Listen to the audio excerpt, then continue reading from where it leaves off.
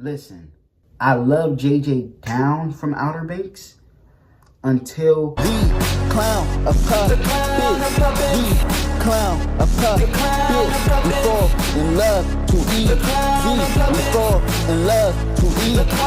Bringing attention to that delusion, what can I say? Hola, and today it's Clintel, and I'm back with another video. All right, let's really get into it. Now, this video is going to be characters that I like.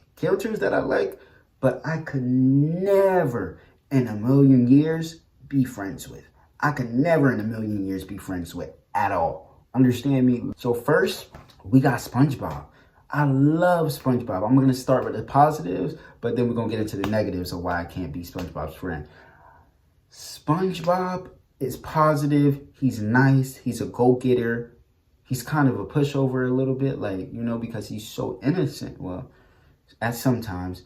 And he's about his money. He flips some Krabby Patties to the day he dies. And he's positive. He'll be nice to be around. Like SpongeBob, he can have fun in any situation, which is why I really love SpongeBob and I really mess with SpongeBob. But the reason why I could never, ever be friends with SpongeBob, first of all, I feel like SpongeBob will be too clingy. They're like a loud pack of idiot bitches, and I'm sick of them already.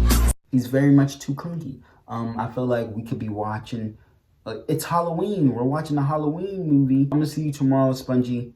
I'm going home. I feel like he'll be clingy and be like, please stay. You know what I'm saying? I feel like he wants to be around you too much. Like, brother, give me a break. I'm not your girlfriend. Fam. Breaks into Squidward's house all the time. Uninvited. SpongeBob breaks into my house, he's going to jail. Or we're rumbling and tumbling down the Bikini Bottom because why are you in my house? Literally, I remember Squidward be sleep peacefully, and SpongeBob is in his house while he sleep. What are we doing, SpongeBob? Are you serious? I'm gonna wash the dishes with SpongeBob. I will wash the dishes with SpongeBob. Don't play with me. Breaking into people's house while they're asleep, and Squidward don't even like you, first of all. Why are you breaking into his house? Get over it. But there has been a lot of episodes of SpongeBob not treating Gary too bright. And I would see that behavior, and me and SpongeBob would get into an argument. Like, there's an episode where he gives Gary a friend, and that little friend keeps messing with Gary, and he blames everything on Gary. Like, even at the end of the episode, there's nothing. Like, it's still the same thing. Like, Gary can't eat or anything. One time, I know there's another episode, I don't know the details, it's a whole different episode, where literally SpongeBob is like focused on a TV show or something, that he doesn't feed Gary. He doesn't feed Gary the whole TV show. And Gary does everything until Gary literally packs his bags and leave and finds a new owner. Next, we got Max Thunderman from the Thundermen.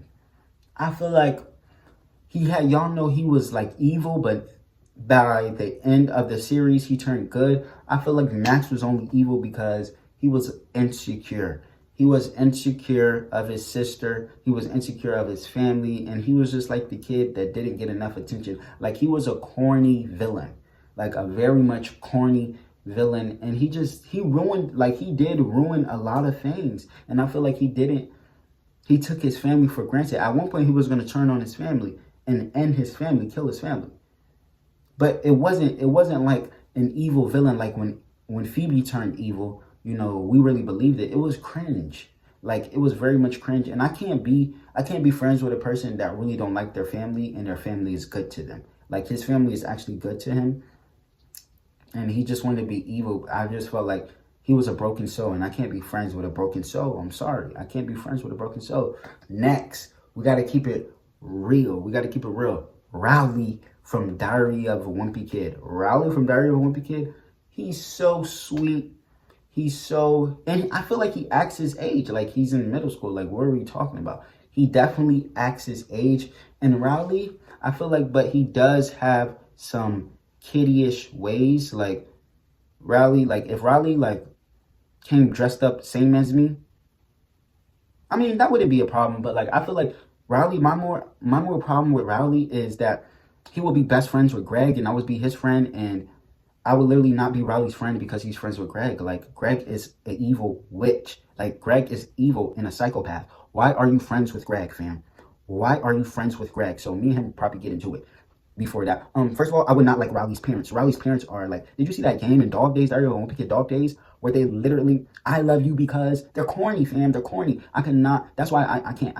You know what I'm saying? I feel like Riley is the type of friend, once he becomes your friend, he likes to spend time with you and you know, come meet my family. I don't want to meet your family.